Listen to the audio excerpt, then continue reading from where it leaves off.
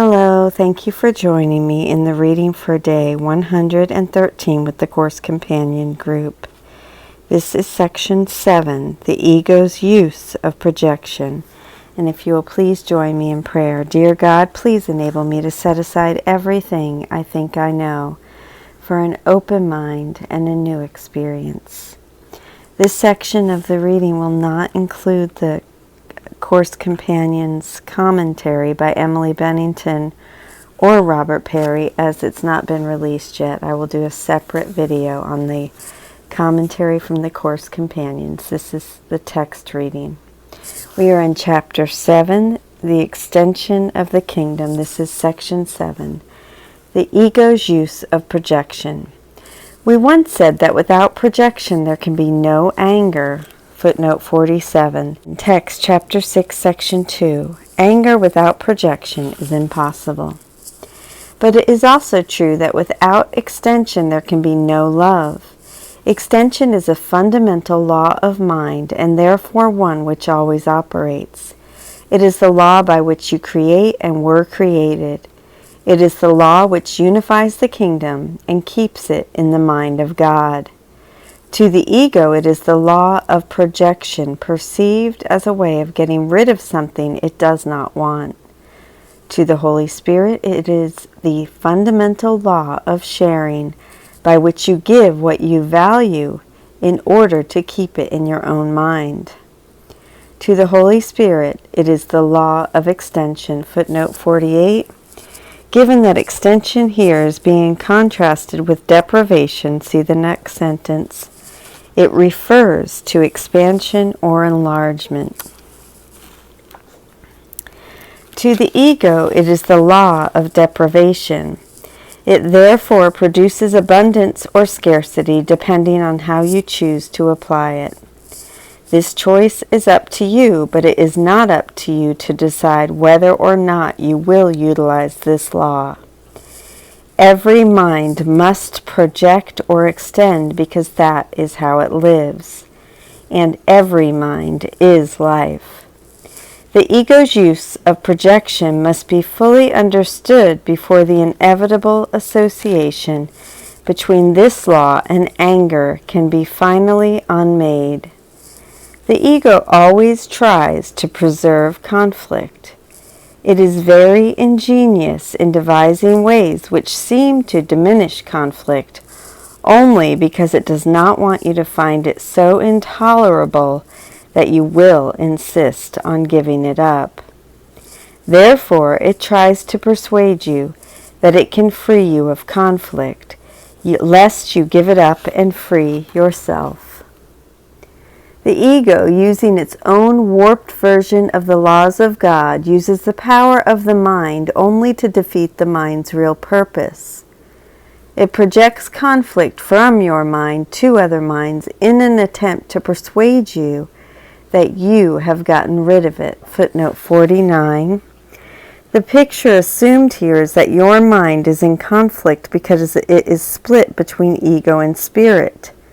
To project this conflict from your mind to other minds means to project the ego side of the split, so now the conflict appears to be the between ego-ridden others and a squeaky clean you.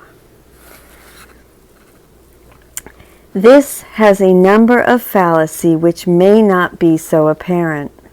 First, strictly speaking, conflict cannot be given to another precisely because it cannot be fully shared. Any attempt to keep part of it and get rid of another part does not really mean anything. Remember that a conflicted teacher is a poor teacher and a poor learner. Footnote 50. Text chapter 7, section 4. If you are teaching both sickness and healing, you are both a poor teacher and a poor learner. His lessons are confused and their transfer value severely limited by his confusion. A second fallacy is the idea that you can get rid of something you do not want by giving it away. Giving is how you keep it. The belief that by giving it out you have excluded it from within is a complete distortion of the power of extension. That is why those who project from the ego are vigilant for their own safety. They are afraid their projections will return and hurt them. They do believe that they have blotted them out of their own minds, but they also believe the projections are trying to creep back into them. This is because their projections have not left their minds, and this, in turn, forces them to engage in compulsive activity in order not to recognize this. Footnote 51. Compulsive activity refers to repetitive behaviors that stem from obsessive thoughts. These often ritualistic behaviors are an attempt to find relief from the anxiety of such thoughts. Compulsive hand-washing, for example, is an attempt to find relief from the obsessive fear of germs. In the above passage, the obsessive thought is the thought that our projections will creep back into our minds. When we engage in compulsive activity that lets us tell ourselves this won't happen. We then engage in compulsive activity that lets us tell ourselves that this won't happen. You cannot perpetuate an illusion about another without perpetuating it about yourself. There is no way out of this because it is impossible to fragment mind. To fragment is to break into pieces, and mind cannot attack. The belief that it can, a fallacy which the ego always makes, underlies its whole use of projection. This is because it does not understand what the mind is, and therefore does not understand what you are. Yet its existence is dependent on your mind because it is a belief. The ego is therefore confusion in identification, which never had a consistent model and never developed consistently. It is the distorted product of the misapplication of the laws of God by distorted minds which are misusing their own power. Do not be afraid of the ego. It does depend on your mind as you made it by believing in it, so you can dispel it by withdrawing belief from it. Do not project responsibility for your belief in it onto anyone else, or you will preserve the belief. When you are willing to accept sole responsibility for the ego's existence yourself, you will have laid aside all anger and all attack, because they come from the attempt to project the responsibility for your own errors. But having accepted the errors as yours, do not keep them. Give them quickly to the Holy Spirit to be undone completely, so that all their effects will vanish from your mind and from the sonship as a whole. He will teach you to perceive beyond belief, because truth is beyond belief, and His perception is true. The ego can be completely forgotten at any time because it has always been a belief that is totally incredible. No one can keep a belief he has judged to be unbelievable. The more you learn about the ego, the more you realize that it cannot be believed. The incredible cannot be understood because it is unbelievable. Footnote 52.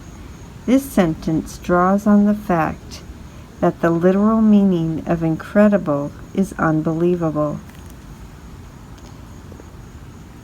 The utter meaninglessness of all perception which comes from the unbelievable must be apparent, but it is not beyond belief because it was made by belief. The whole purpose of this course is to teach you that the ego is unbelievable and will forever be unbelievable. You who made the ego by believing the unbelievable cannot make this judgment alone, but you made the wrong judgment by believing you were alone.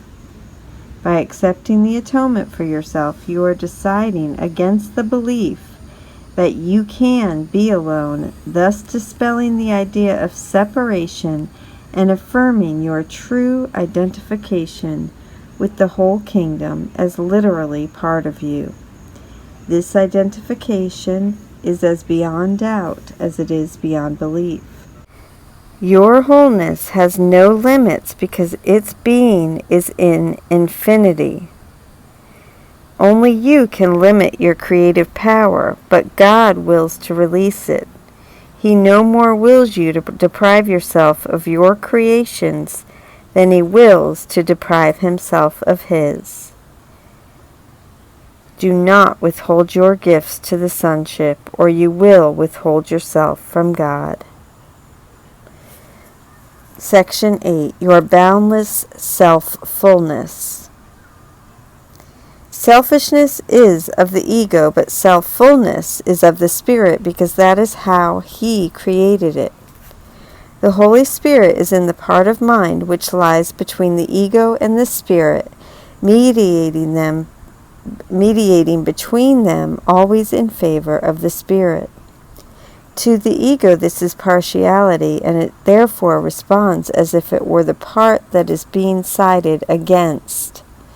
To the Spirit this is truth, because it knows its own fullness and cannot conceive of any part from which it is excluded. The Spirit knows that the consciousness of all its brothers is included in its own, as it is included in God's. The power of the whole sonship and of its Creator is therefore its own fullness, rendering its creation and its creating equally whole and equal in perfection. The ego cannot prevail against a totality which includes God. Footnote 53. Matthew 16:18. And I say also unto thee, that thou art Peter, and upon this rock I will build my church, and the gates of hell shall not prevail against it. Okay, so the ego cannot prevail against a totality which includes God, and any totality must include Him. Everything He created is given all His power because it is part of Him and shares His being with Him. Creating is the opposite of loss, as blessing is the opposite of sacrifice. Being must be extended. That is how it retains the knowledge of itself. The Spirit yearns to share its being as its Creator did. Created by sharing, its will is to create. It does not wish to contain God, but to extend His being. The extension of God's being is the Spirit's only function. Its fullness cannot be contained any more than can the fullness of its Creator. Fullness is extension. The ego's whole thought system blocks extension and therefore blocks your only function. It therefore blocks your joy, and this is why you perceive yourself as unfulfilled. Unless you create, you are unfulfilled. But God does not know unfulfillment, and therefore you must create. So God does not know unfulfillment, and therefore you must create. You may not know your own creations, but this can no more interfere with their reality than your unawareness of your spirit can interfere with its being. The kingdom is forever extending because it is in the mind of God. You do not know your joy because you do not know your own self-fullness. Exclude any part of the kingdom from yourself and you are not whole. A split mind cannot perceive its wholeness and needs the miracle of its wholeness to dawn upon it and heal it. This reawakens its wholeness in it and restores it to the kingdom because of its acceptance of wholeness. The full appreciation of its self-fullness makes selfishness impossible and extension inevitable. That is why there is perfect peace in the kingdom. Every mind is fulfilling its function, and only complete fulfillment is peace.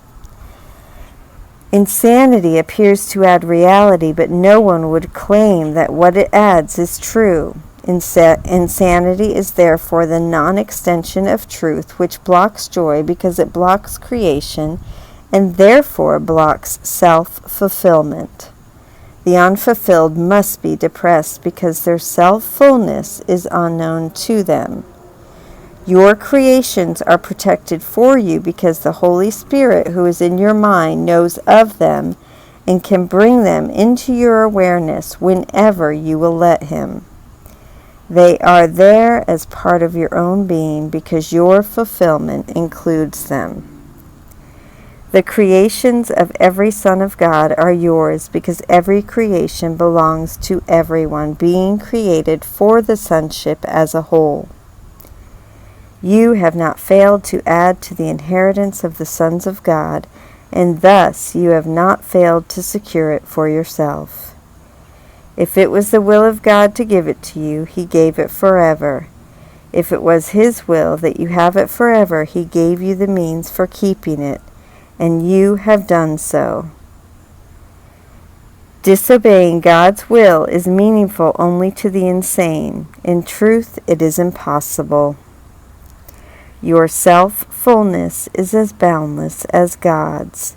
Like His, it extends forever and in perfect peace. Its radiance is so intense that it creates imperfect joy, and only the whole can be born of its wholeness. Be confident that you have never lost your identity and the extension which maintains it in wholeness and peace. Miracles are an expression of this confidence. They are reflections both of your own proper identification with your brothers and of your own awareness that your identification is maintained by extension. The miracle is a lesson in total perception. By including any part of totality in the lesson, you have included the whole. Thank you for joining with me for this reading in Chapter 7. I read both sections 7 and 8. 8, your boundless self-fullness, and 7, the ego's use of projection. I will read the Course Companion notes when they are released for both of these sections on Monday. This is Section 7, the ego's use of projection, and Section 8, your boundless self-fullness.